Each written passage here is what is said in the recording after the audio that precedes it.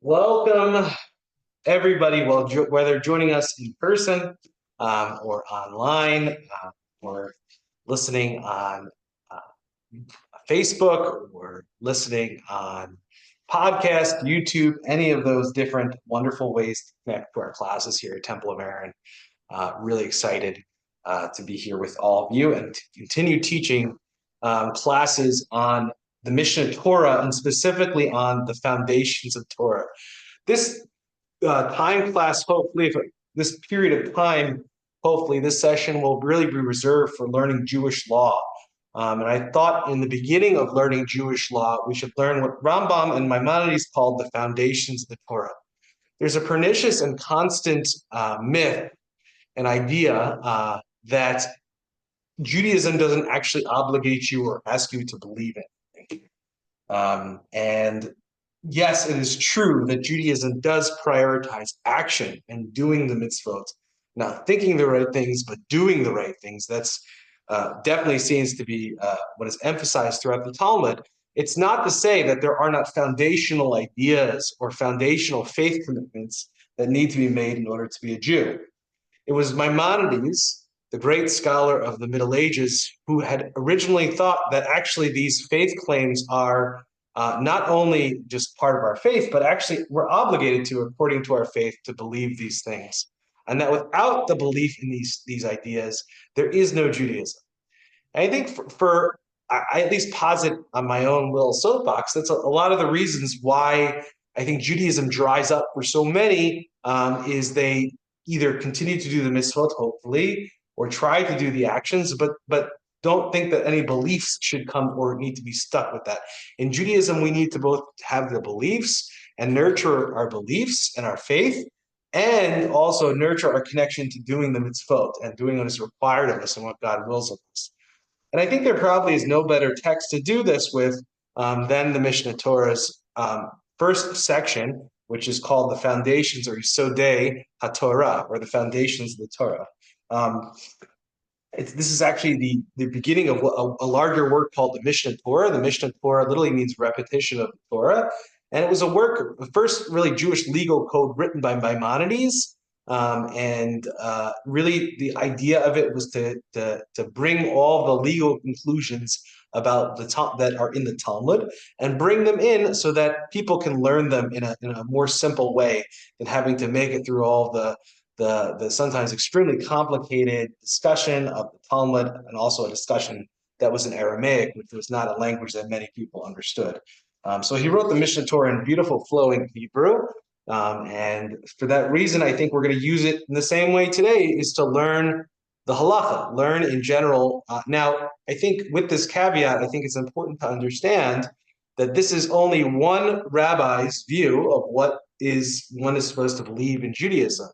Now, it's a big deal rabbi. It's a really important rabbi, probably one of the most important rabbis of all time, Maimonides. But that being said, it's still one rabbi. And there are definitely rabbis who disagree, great rabbis, who disagree with Rambam on some of these things.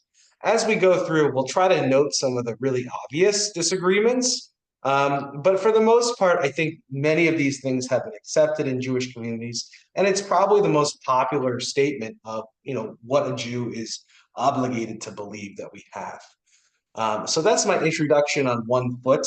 We've had a couple of classes on this already, but I think we have some new learners. So I figured we kind of start over again a little bit and refresh ourselves without trying to repeat anything. Any questions before we jump into the material? No? Good. All right, well, so what I'm going to do is I'm going to put up the text on the screen so you can actually see the text. So let's do that. This will just take me just a couple of seconds until I'm able to do this. Okay, so this is the first halacha. This is the first halacha that's given. And we're not going to go spend too long on this first law because this is the one we already did in our previous classes. It's extremely important, and we at least spend a session on it if it wasn't a full session on it, if it wasn't the fact that we already did this part. But if you want to learn this halacha more in detail, you can listen to our previous classes on this particular topic on the podcast stream or on the YouTube. But let's just go through it really quickly. So he says, and he begins his magisterial work of repetition of all of Jewish law by saying this: Yesod hayesodot v'amud hachokmot leyeda sheyesh sham mitzui rishon. So the foundation of all foundations and the pillar of wisdom is to know that there is a primary being who brought into being all existence.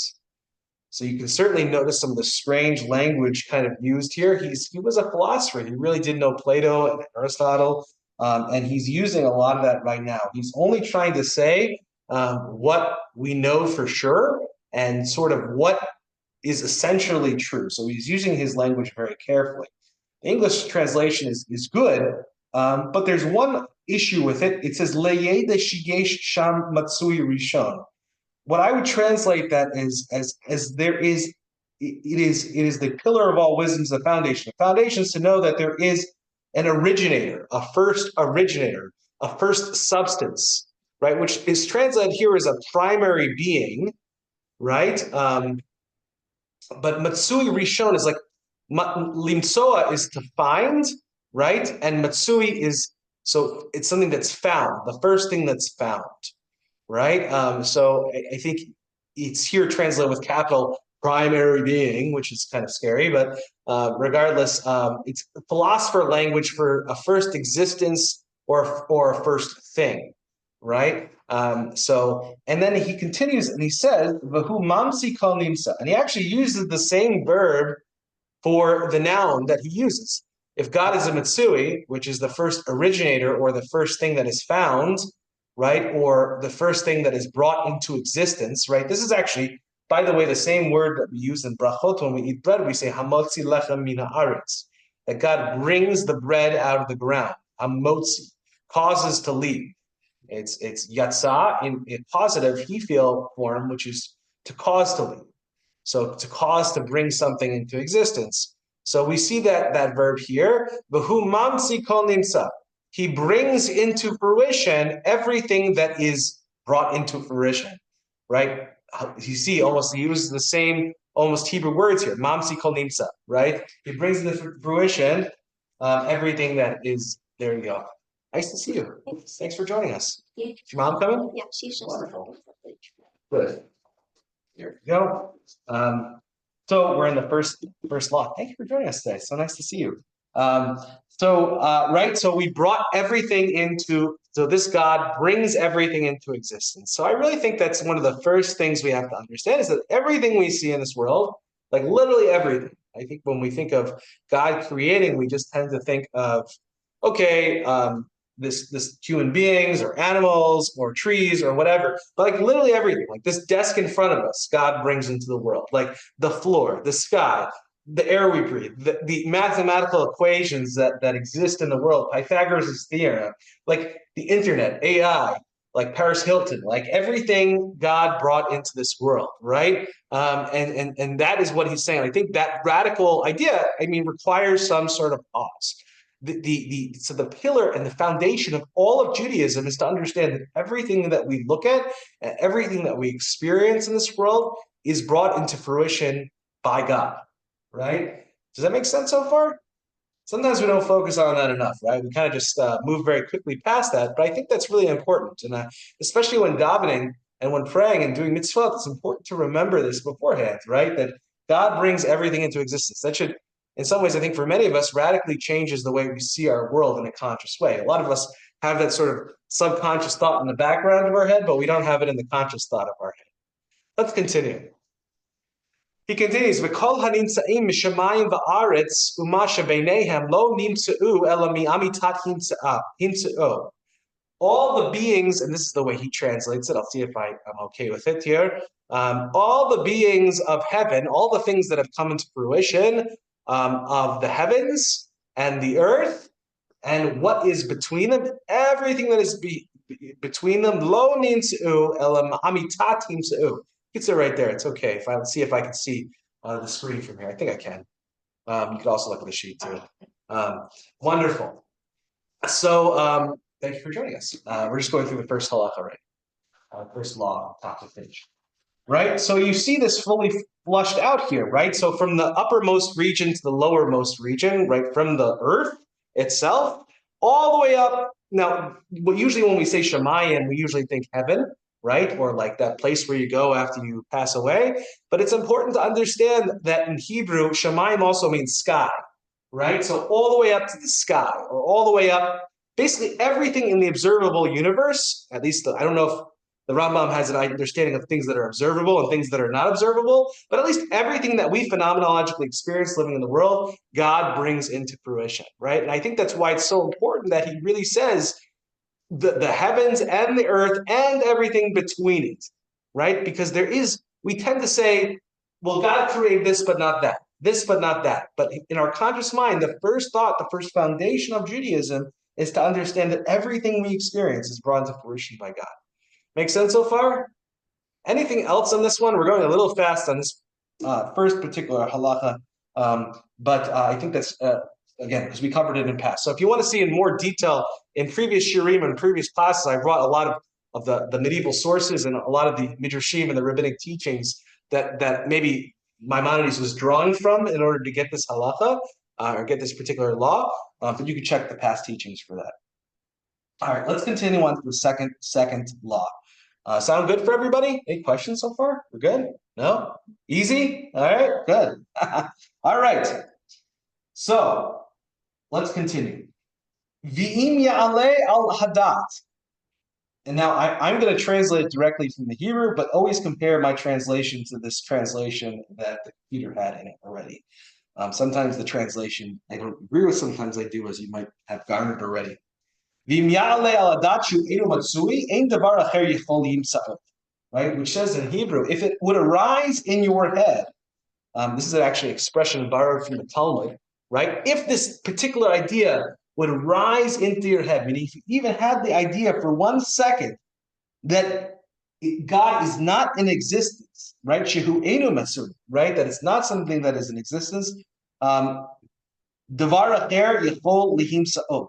No other being could possibly exist, right? So this is the idea that Rambam seems to be stating, that if for a second you imagine that there is no God in this world, logically, you would have to then imagine that there is nothing else that exists in this world.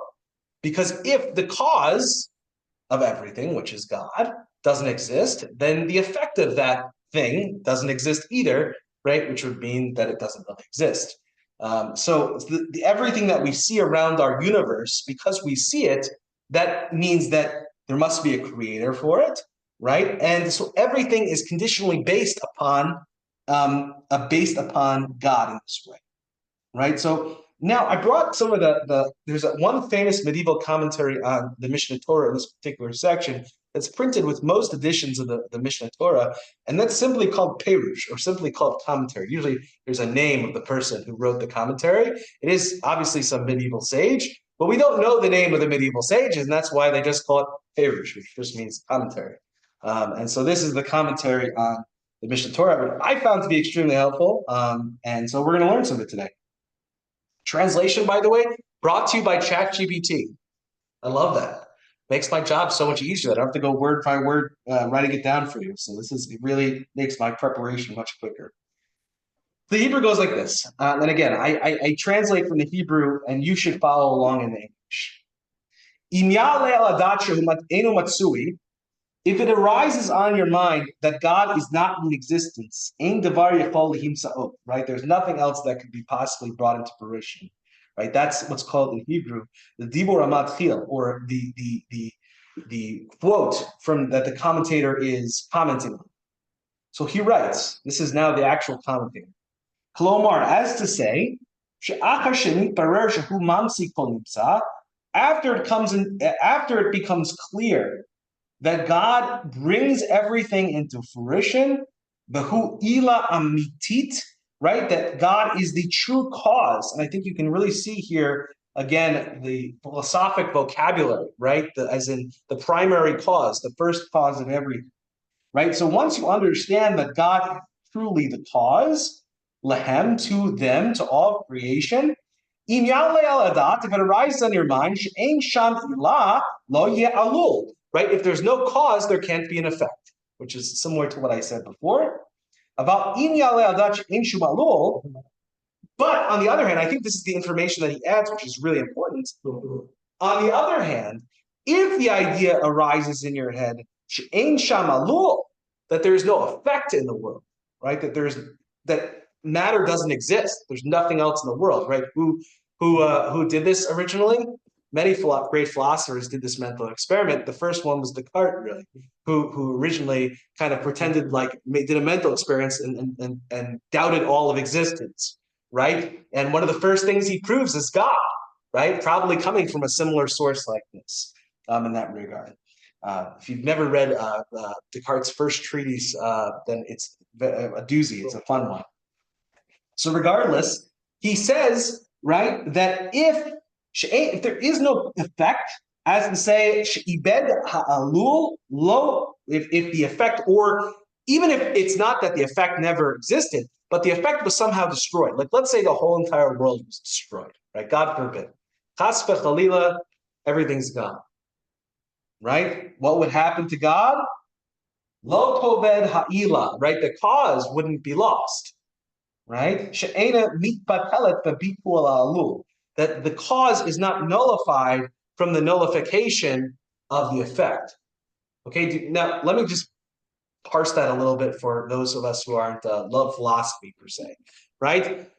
You have a cause and you have an effect, right?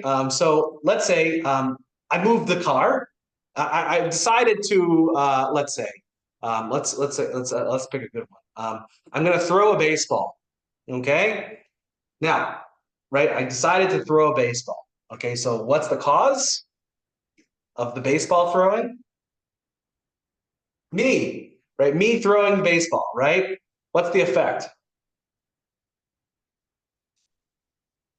Simple. No trick questions. What's the effect? The baseball going? The baseball goes, right? The baseball gets through. So that's the effect, right? Simple cause and effect. So if you take the cause, right? Let's first take the effect. Right? If you take the effect and you say the effect no longer exists, the baseball never gets thrown. What does that say about my existence? Do I still exist or do I not exist? I think you still exist. I would still think I certainly could possibly still exist. You actually don't have enough information. You have to verify that I exist, right? Now, if I don't exist, right? But yet somehow the baseball would be thrown, right? I'm saying somehow because does that make any sense for the baseball to be thrown if I don't exist?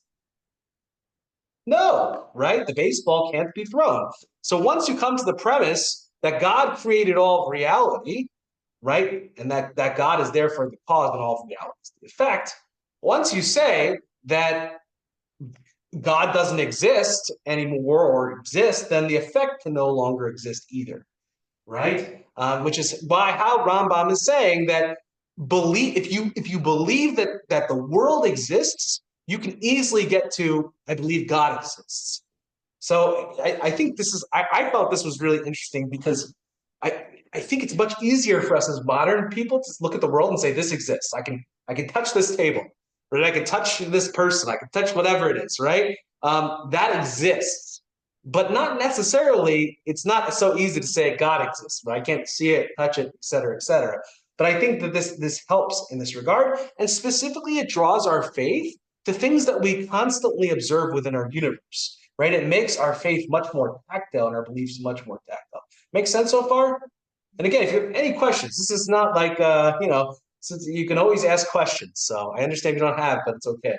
Where does things where like there might be a different understanding of reality, like say there's one parking spot left and someone takes it, and now that parking spot doesn't exist for me anymore. Like there's a different idea of what the reality is. Where does that come in? I'm not sure I understand your parking lot example. I guess what I'm trying to say is what if folks come at a different view of what real is? Just say there's just one. Give me an example of what's real. Because it's really hard to figure out what do you mean different examples of what's real? Or what if someone takes a parking spot, it doesn't exist for me anymore. But it exists for that person. there's a world where we both think there's a parking spot, and then there's one where one person has it and the other person doesn't. Okay. I guess where would like that, like the perspective of a person? It like, come wouldn't into it wouldn't this? change in terms of theologically, because for at least for that person, right, that parking spot wouldn't exist at all unless God created it in the first place. Okay. Now you might say to me, well, did God paint the lines? It depends on who you talk to. Some will say yes, that God works through human hands, and therefore it's God sort of, and God is the animating life force of everything. So it's more of a Kabbalistic or Hasidic way of looking at it. But even from more of a rationalistic lens, right? Obviously, God is the first cause. So God is behind all the causes that originally ended up with some construction worker who painted lines on a blacktop somewhere, right? But whichever way, I mean, there are some people who are more rationalists, and there are some people who are really into the more mystical side of things. Whichever way you look at it, still, it's God creating it. And just because it exists for this person, meaning that a particular person can utilize it, doesn't mean it doesn't exist in existence. It's just that I can't utilize it. Being able to use something is different than it existing in the first place, right? There's a difference between matsui, right, something existing, and utilizing. Right? Makes sense so far? Any questions? Other questions? Other questions? All right. So I think this comment is helpful, and it really does try to teach us sort of what is really unique about what he is saying. Now, this should bring us to an understanding, and you can turn the page here. I'm gonna keep going with this. I didn't move the screen down on my screen sharing. I'm sorry about that, guys. Well, you at least understood. You heard me here. Still getting used to putting on the screen and turning my paper at the same time. Regardless, let's go on to the third halacha, because I think, of course, there are some unanswered questions in this regard.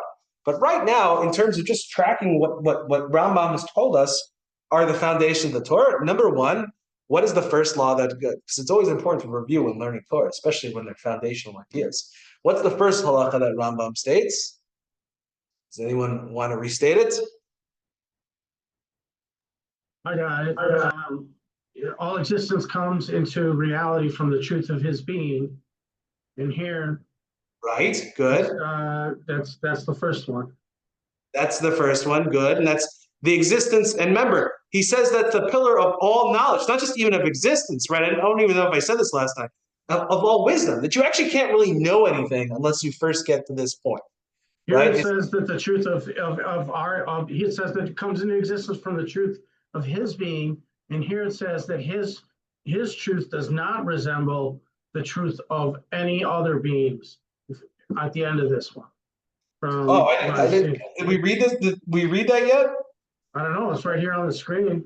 Oh yeah, we're not there yet. Let's not jump. Let's not jump. We're reviewing right now. Okay, I'm on silent mode now. The first halacha, right? Exactly as you said, right? It's God that brings everything into existence.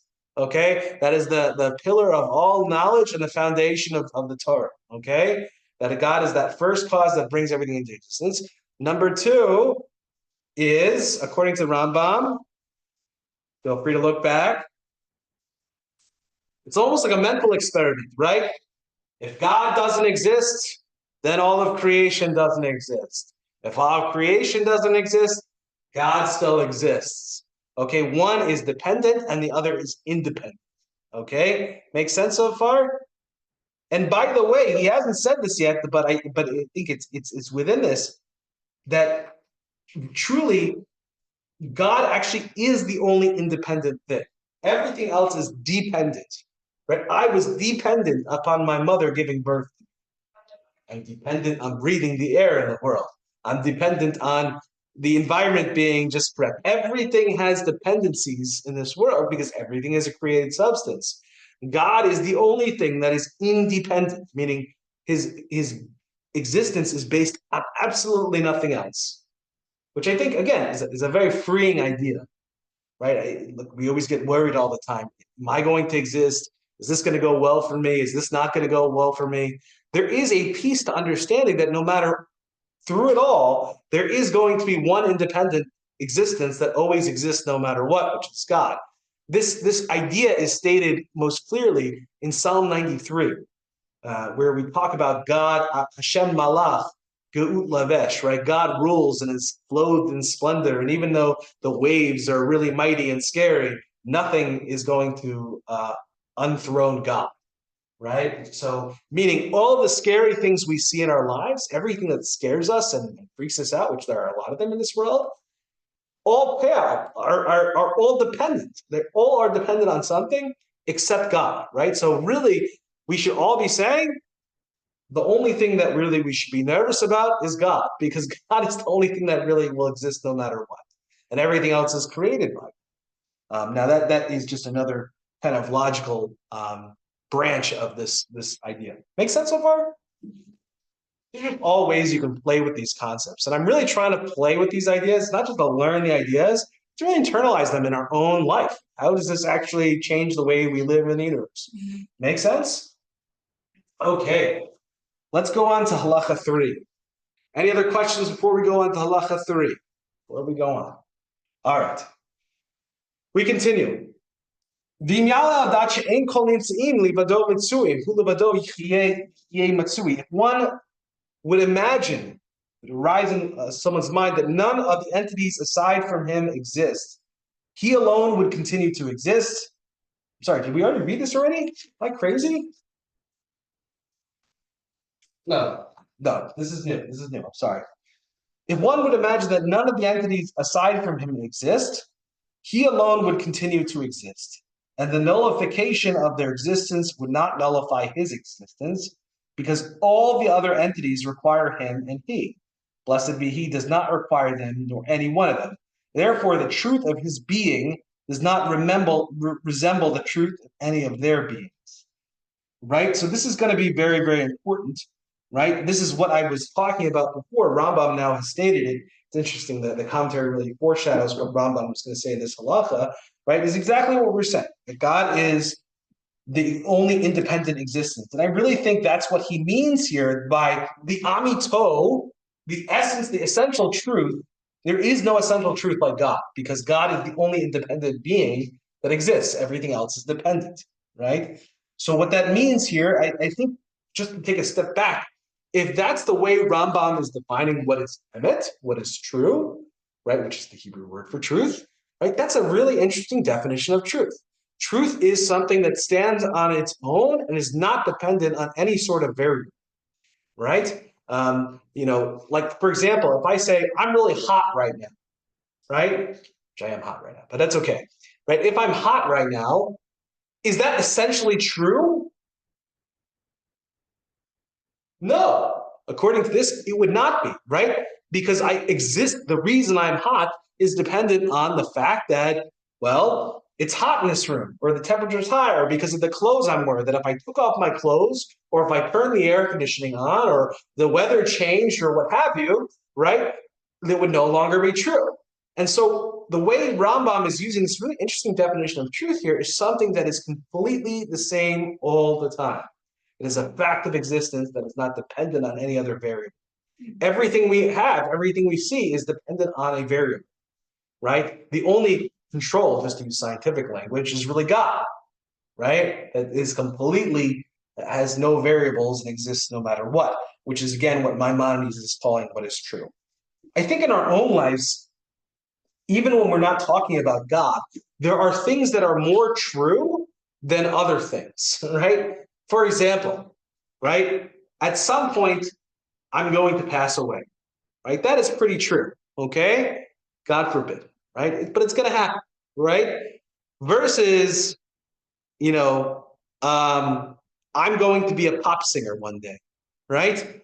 There are a lot more variables needed to make me into a pop singer, okay? A lot, which makes it a lot less true, right? Versus I'm going to pass away someday, which is going to pretty much happen no matter what, right? So just to give you an understanding of like what is true, what is not true, it's not exactly the same way we use this language of truth, but I think it's a really interesting way, and it's a really nice way of sort of in our own lives prioritizing of like what really is important in our life are the things that are true no matter what, that are good no matter what, that are wonderful no matter what. Like spending time with my child is always wonderful, right? It is always good, right? Sometimes I might not enjoy it as much as others, but it is always time worth doing, right? Now, to take something else in my life, playing golf, right?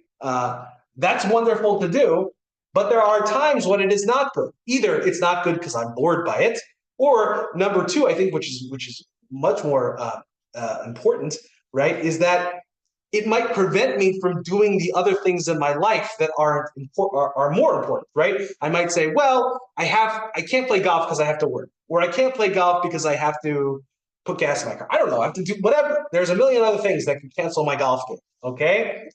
But on the other hand, there should not be a million things that cancel your time you spend with your children, right?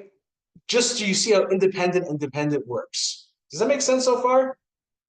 Any questions? No? Questions? No? Got it? Wow. Okay.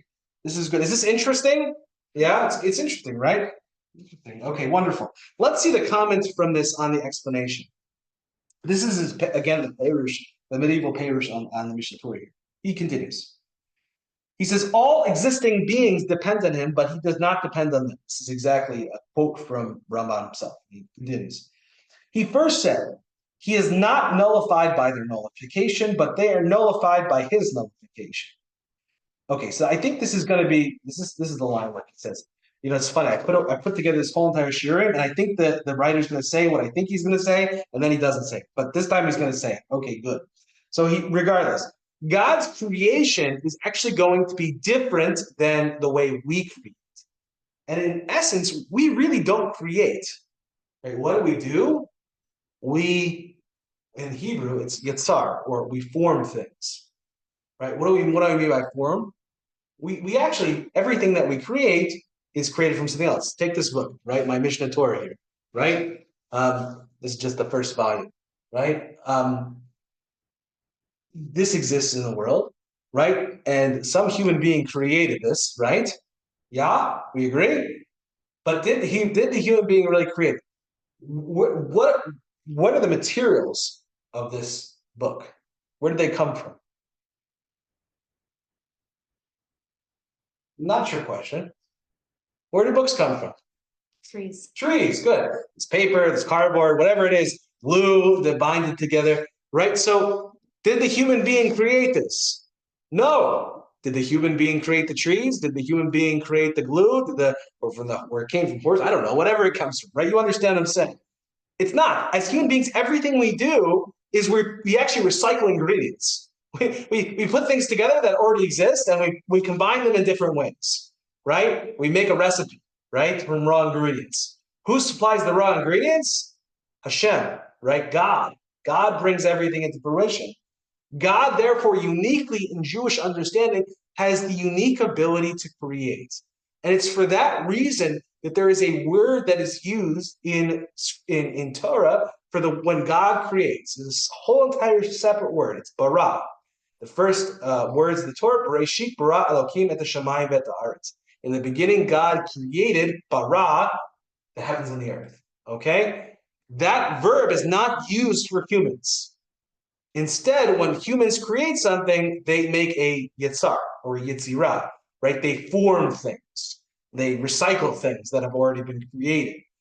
Because God is the only one who has the power to create things, what's called ex nihilo in psychological and philosophical language, right? Something out of nothing, okay? That's only God. Right? Everything else, we just kind of recycle stuff together. Make sense so far? So this is, I think, what's behind with what he said. And I think that leads us to an interesting and stunning point that I don't think a lot of people realize. So as it says, he first said he is not nullified by their nullification, but they're nullified by his nullification. We did that already, right? They're dependent upon God. For any being whose existence has a cause, the cause of its existence is not necessarily the cause of its continued existence. So this is new and different, right?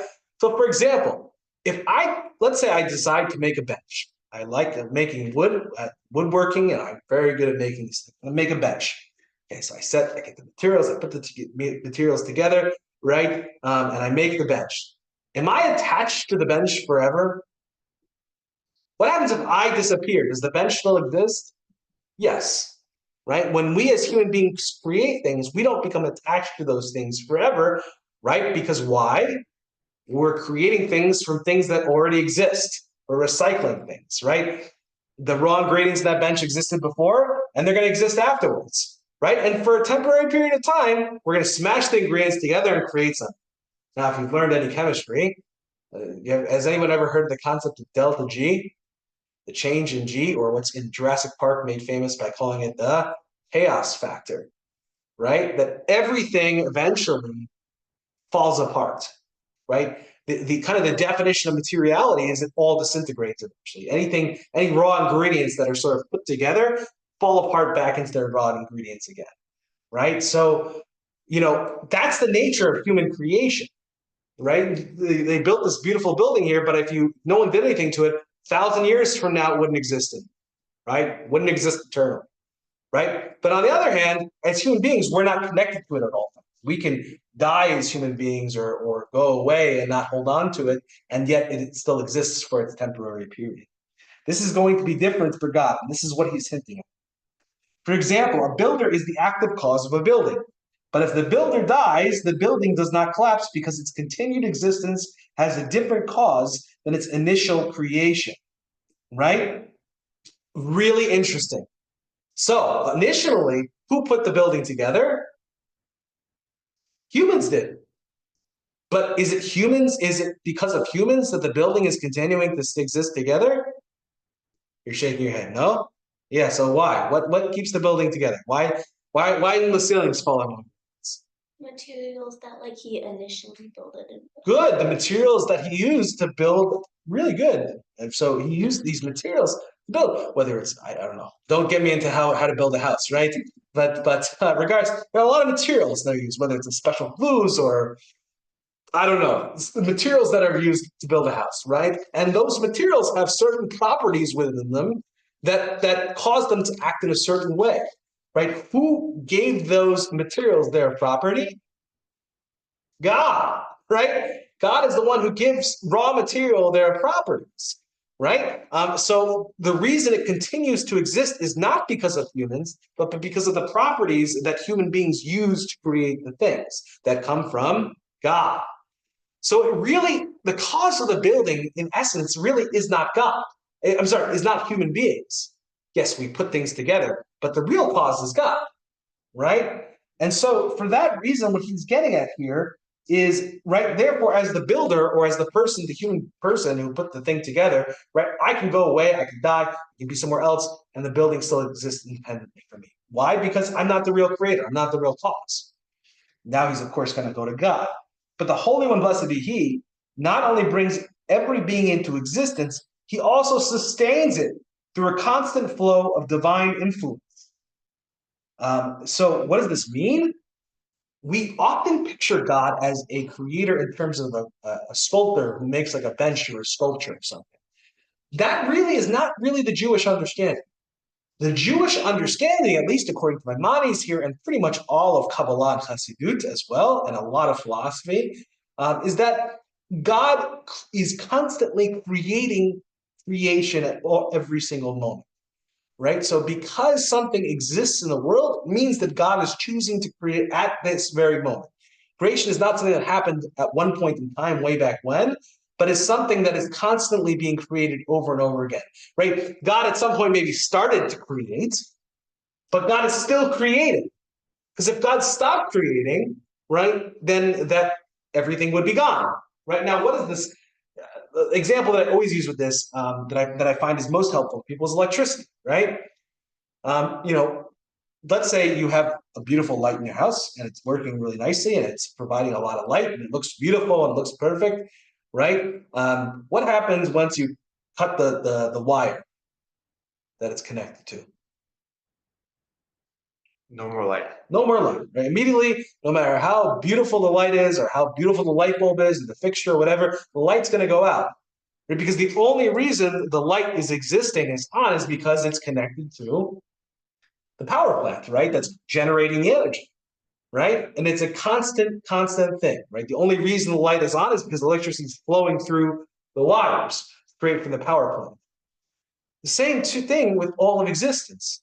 Everything that exists according to Jewish understanding is constantly being brought into fruition by God, right? And that's how things are brought in ex nihilo, right? That's how God creates out of nothing, right? But that also means that what? Just like the power plant has to be connected to the light bulb in order for it to keep going, what does that mean about creation? It'll be connected to God. Got to be connected to God at all points. And it's not an inactive or a passive connection, right? It's not like, oh, God created it at some point and then it kind of is still here, right? So God is ultimately the creator. But no, it's like literally at this moment, now God's decided to create me. Now God's decided to create me. Now God's decided to create me. Now God's like every moment, God is deciding to create me, right? And everything that we see that exists in the world, right? And that's how God does this thing that nobody else can do, which is to create. But the amazing part about that is, therefore, I can look at all of material reality around me. I can look at anything that's in the observable universe and say, because I see that, I actually know when I'm connected to God, right? Because everything, in order for it to exist, has to be connected to God. Does that make sense? It's pretty cool. I really push you to do this before prayer, right? This is a great way to prepare for praying to God and trying to have an experience of being in relation with God, is to like really pause for a second. Just like look around.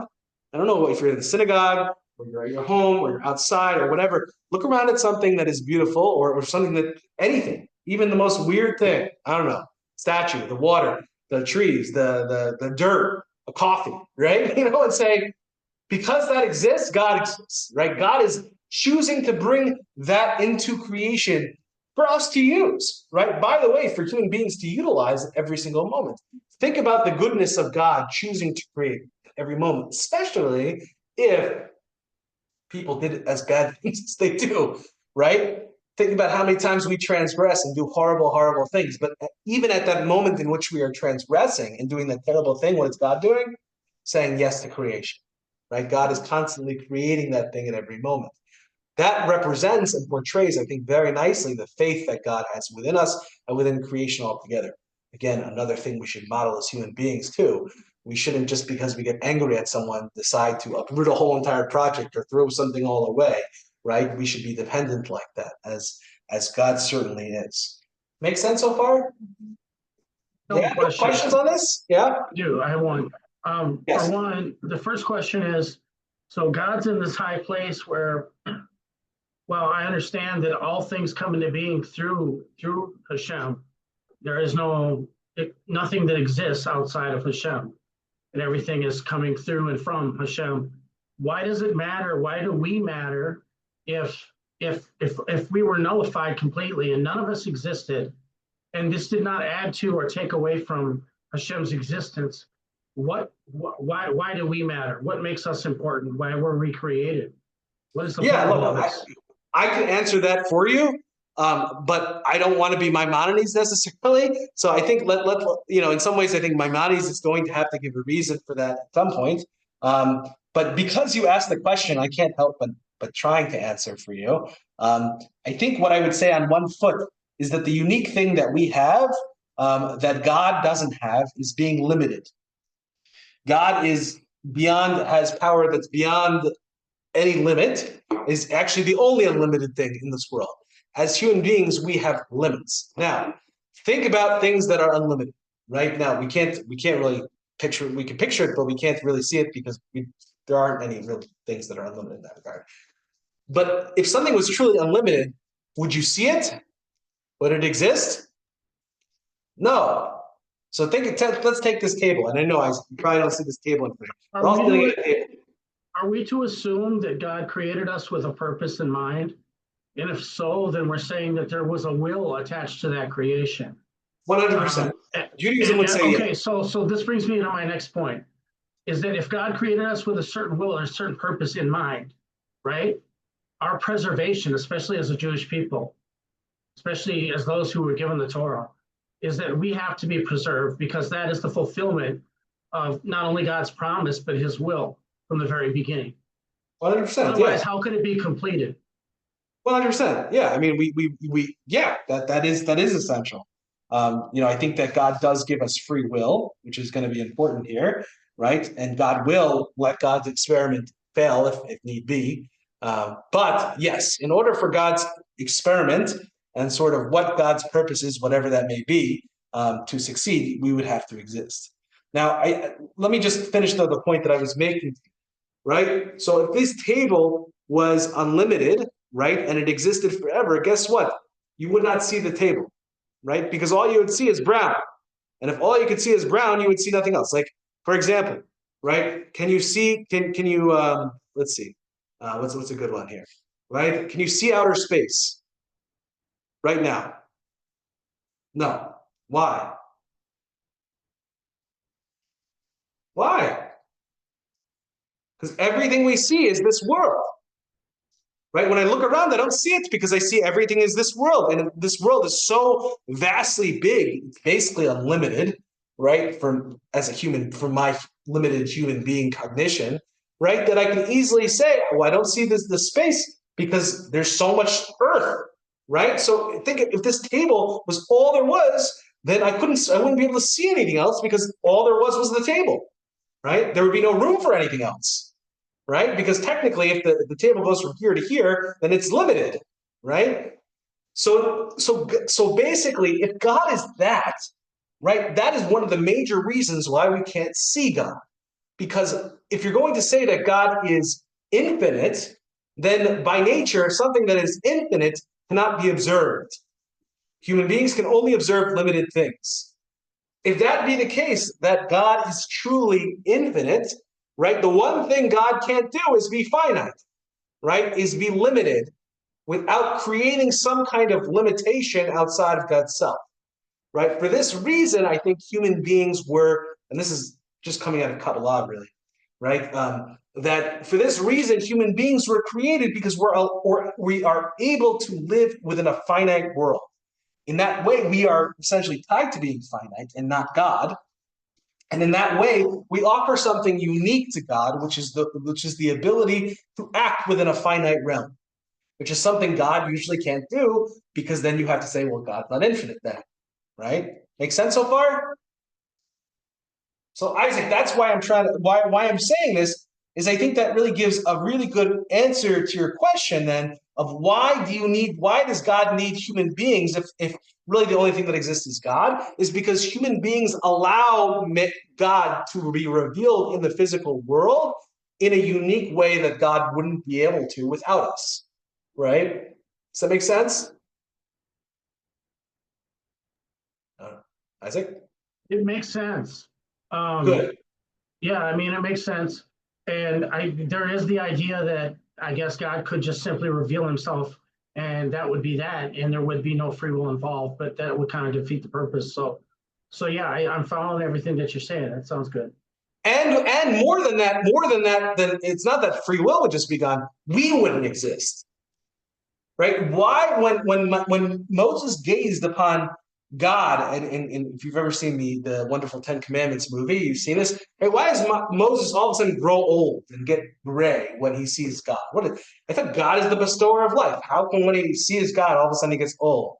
Or in the Ten Commandments, why when they touch the Ark in the Last Crusades, they all get zapped? Is it because they did something wrong?